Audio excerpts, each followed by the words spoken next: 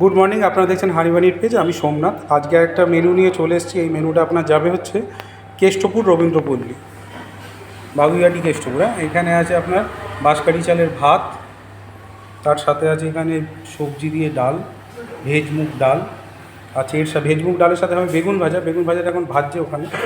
এখানে রয়েছে বড়ি টড়ি দিয়ে একটা শুক্তো, তারপরে আছে আলু দিয়ে ধোকার তরকারি,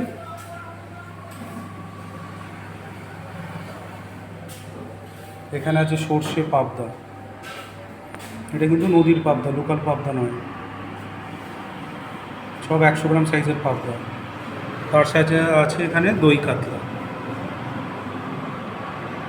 আমের চাটনি। আমের চাটনিটা প্যাক করা আছে, আর এখানে আছে পাঁপড়। এই হচ্ছে আজকের মেনু। এটা 12 জন মতো খাবে, 12 জনের অর্ডার।